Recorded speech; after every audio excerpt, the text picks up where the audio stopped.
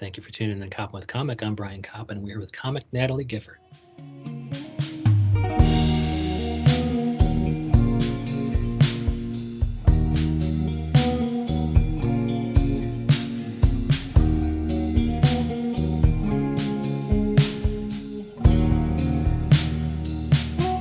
Natalie Gifford, how the hell are you?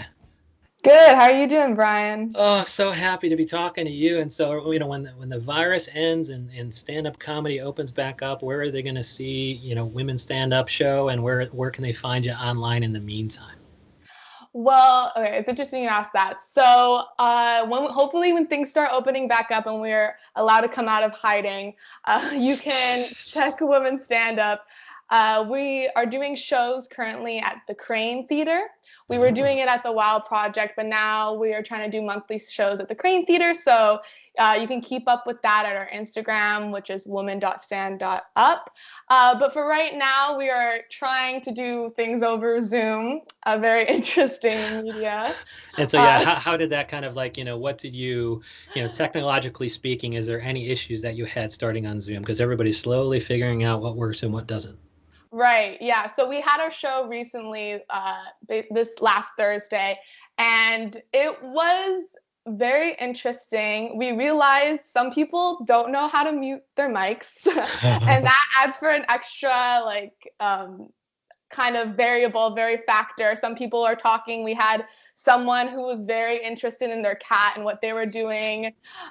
We had to work around that, try to mute people. So that was the one thing that we were kind of battling, is whether we should mute people or have their mics on so we can hear the laughter. And we decided to go for, having people's mics on, but then that came with its own challenges where, people Uh, talking over people and that kind yeah. of thing. So we're still trying to figuring out. Maybe it's like some people will have on, some people we won't have their mics on, or we'll just turn everyone's mics off. But other than that, the comedians, I think, themselves handled the whole Zoom situation very, very well. I Good. think best was the people who used Zoom and the medium to do their comedy, where it's like PowerPoint stuff or filming kind of little sketchy things that I Yeah. felt like soared, which is very interesting for stand up because usually it's just you and a mic and that's it.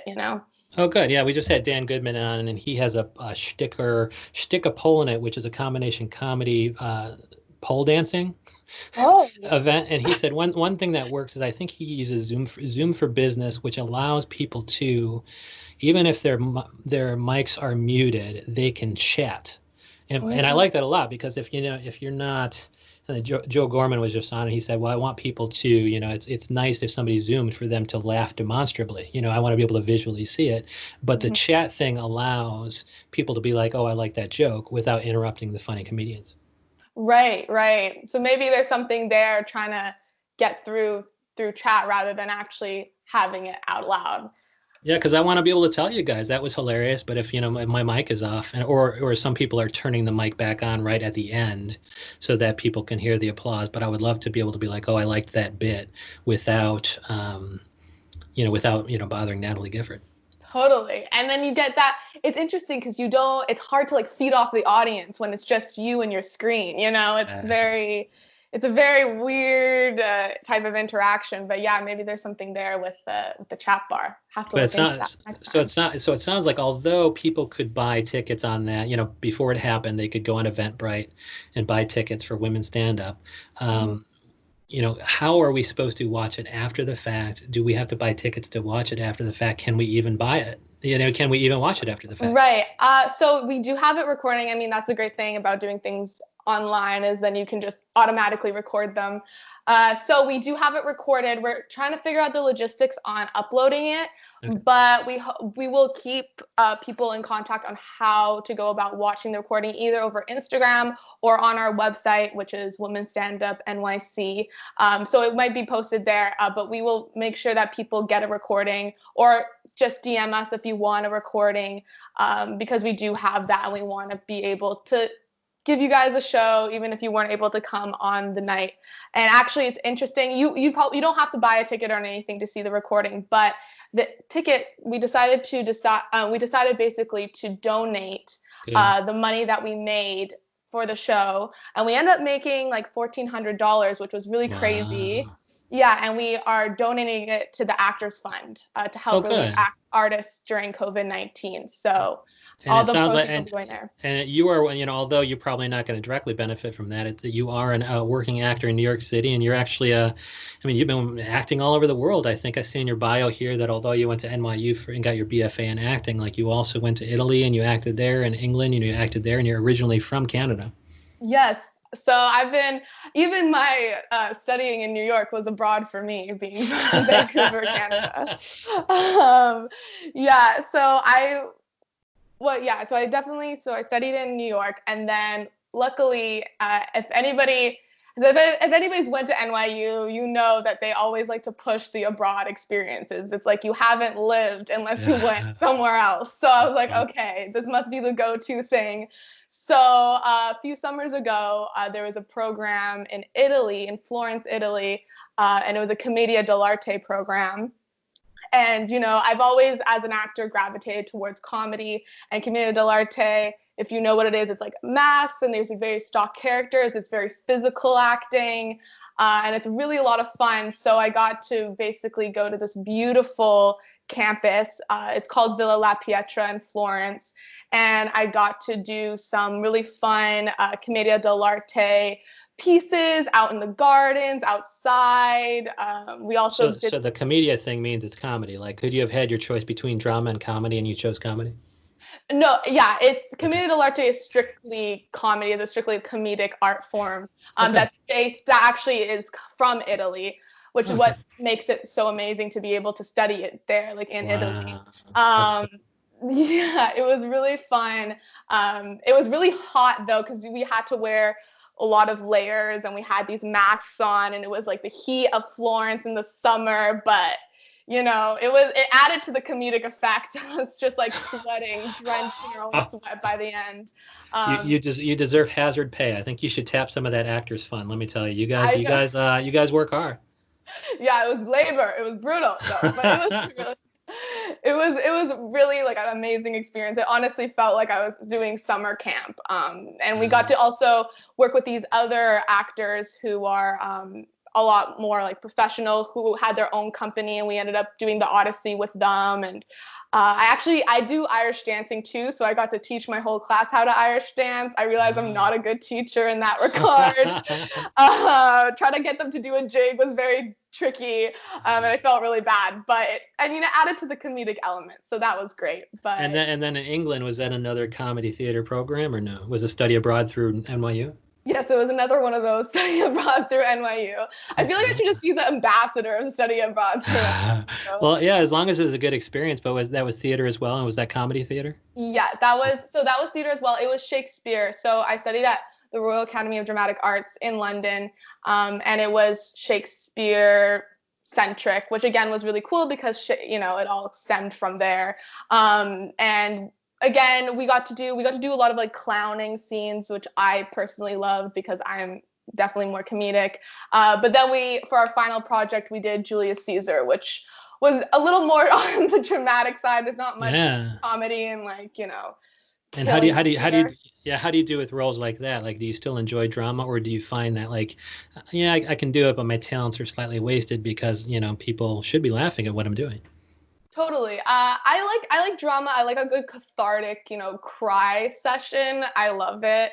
I feel it, but it's a different feeling. I think what I love about doing comedy more is that instant kind of gratification when you make a good joke or you do something funny and people laugh. Yeah. Whereas like a drama is like you have no idea if they're liking this or not. They could be falling asleep, they could be hating it, like you don't know. Whereas with You can't hear them sobbing at your drama. yeah, exactly. It's like if I don't hear you crying, sobbing, then I don't know if I'm doing a good job. That's funny. But it's still fun. Like, I mean, as an actor, for me, I take any opportunity I can get, and I love a good drama. But I feel like my personality and like who I am kind of fits more towards the comedic element. So the Shakespeare shows that are like Twelfth Night, like those kinds of things, I'm definitely a little bit more geared towards. Or yeah, those shows I'm a little more And so have a at little what bit point fun. at what point during the NYU experience did you start doing stand-up? Was it after you got back from abroad, or was it sometime in between? Totally. So I actually did it my last semester of university because I thought, hey, this is something that kind of, I actually, if you asked me like a couple of years ago doing stand up, I would be like, hell no, that is scary. No, thank you. Yeah.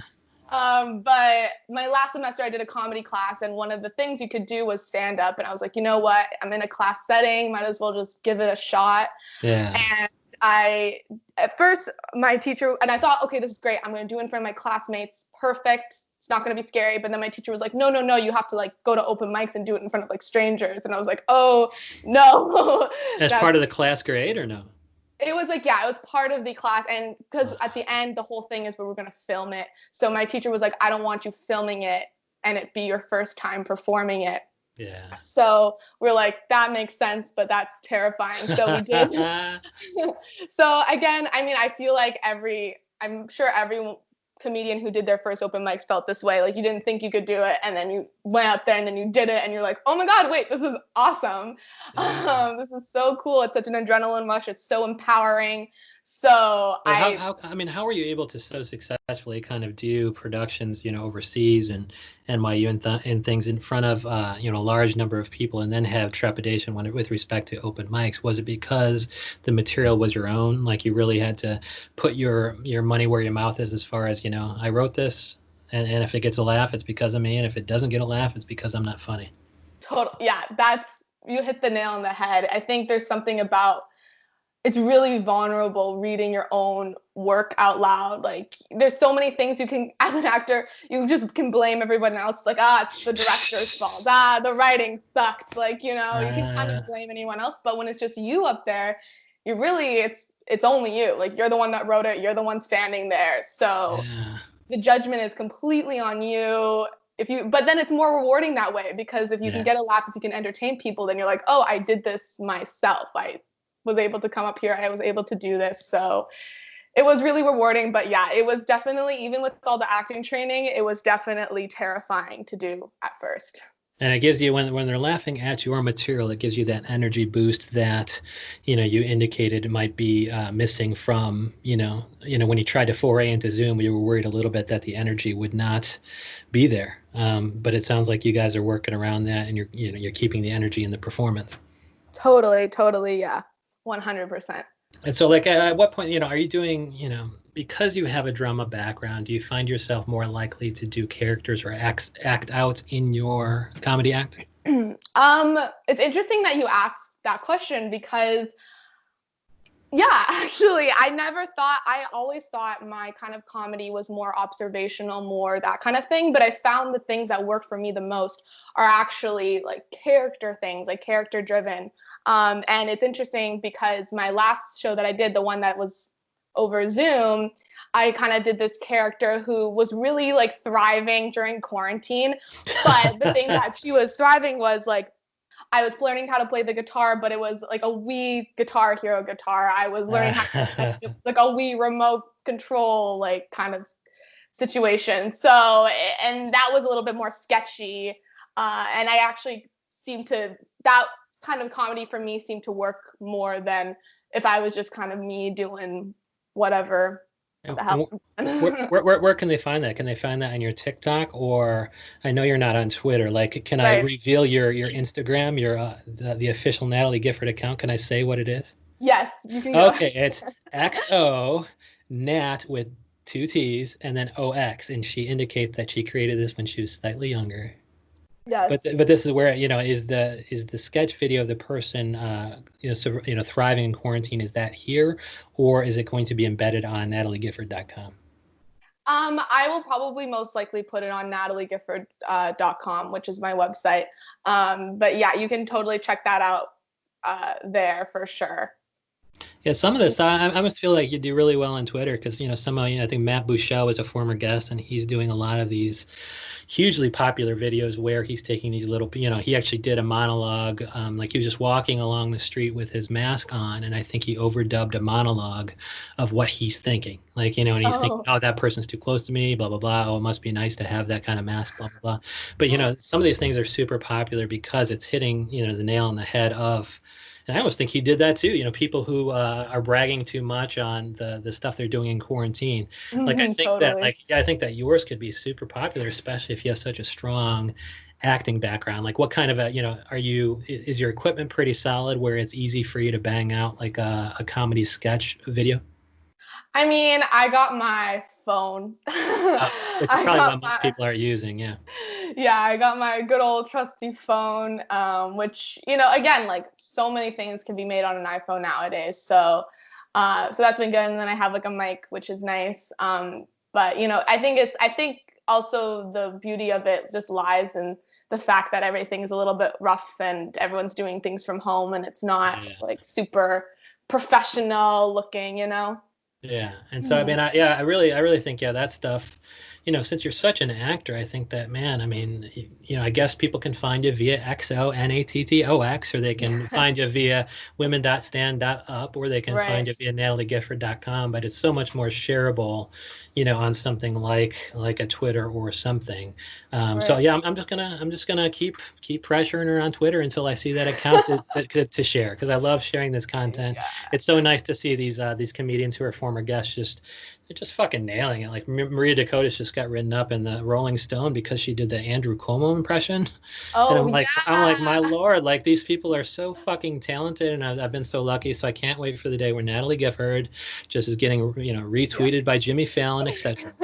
You know what, Brian? Just for Yes, you, I will make a Twitter. Just so that you better be my yes. first follower, is Oh, all so I gotta I will be a first follower, and I retweet this stuff like crazy because other than episode links, I don't really tweet jokes myself. I like to say. Mhm. tweet material from former guests, and they're all so funny that every time there's a new thing, I'll retweet the funny, if it's funny enough, and of course that would be, I'd Mhm. love, I retweet it, but then I also unretweet the older one just because I want people to think that, and I don't play favorites among my guests. If somebody has like 85 hilarious tweets, I'm not going to retweet 85. I'm just going to Mhm. retweet one because I don't want people to think I'm a bigger fan of this comedian than another. Yeah, you gotta make sure everyone's even. Yeah. Yeah, but I mean, it sounds like, I mean, it looks like I'm looking at the account, as hard as it is to locate. Like, I suppose I could have found it more easily via Natalie Gifford, but you have hundreds and hundreds, nearly 1,000 followers, and the same thing with this women's stand-up, and it sounds like that's how you guys raise so much money, at your most recent women's stand-up event. And it looks like here that you're doing female identifying, so not just cisgendered females, but people who Yeah. are identifying as a female. Exactly. Yeah, we wanted to. I mean, the whole story behind women's stand up is we wanted through like my experience of going to open mics and finding it can be a little like intimidating as like it's very male dominated sometimes, and as a woman, I think a lot of people are like a little scared to kind of delve into that community. So we wanted to create it open for any woman and anybody who's female identifying. We didn't want to just say woman, anybody who's female identifying, to get that start, to be empowered to do comedy, to create a community that supports one another. And me and my co-founder Brittany Raper, we decided to create this last summer, and we've just been doing shows month to month, getting women who've always wanted to do stand-up comedy, bringing them in, going through sets, supporting one another, like giving each other notes, and then going to open mics together and then putting on a show. And that's kind of the format that we do, just to further the community, the women community in stand up. Good. That way it's much more comfortable to kind of present you, or you don't have to go among a sea of 20, 25 open mic males who are all talking about their genitalia. Exactly, exactly. We wanted that.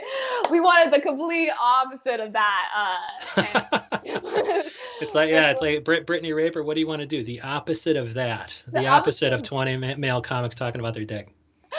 Exactly, exactly. So, and it's been great, and it's amazing to see these women go from not ever thinking they could do comedy or stand up to like freaking doing their own shows, and seeing all these women who are reaching out saying that they really want to try this. It's been very, very awesome. And Awesome. now's the time to try it. If you're isolating during quarantine or whatever, and you want to, try your hand at it, this is kind of a safe space to do so.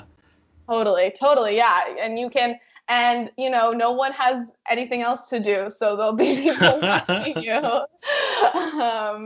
They don't have any excuses anymore not to come see Yes. you. So Yes. I love that. It's yeah, there's no safer space than the comfort of your living room. exactly. With all supportive, female comics, if that's, how you identify. So that is, I look forward to that. And the next one is, I know the last one was on Thursday, and they can see that via, they can find that via women.stand.up. But when is the next one? Have you guys planned that yet?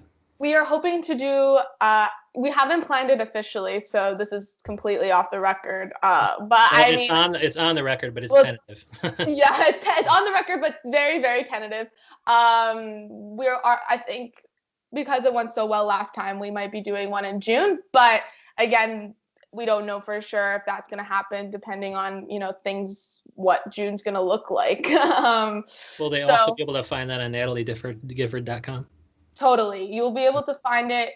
If we are doing a show, that we will be promoting it like crazy, and you can find all of that on our Instagram. And then also on my Instagram, I'll be also promoting it. So it won't go in hiding for sure if we are doing another show. And there's one more place you can promote it, and that's your new Twitter account. Exactly. The new Twitter I account. love it. Natalie Gifford, thank you so much. Thank you so much, Brian.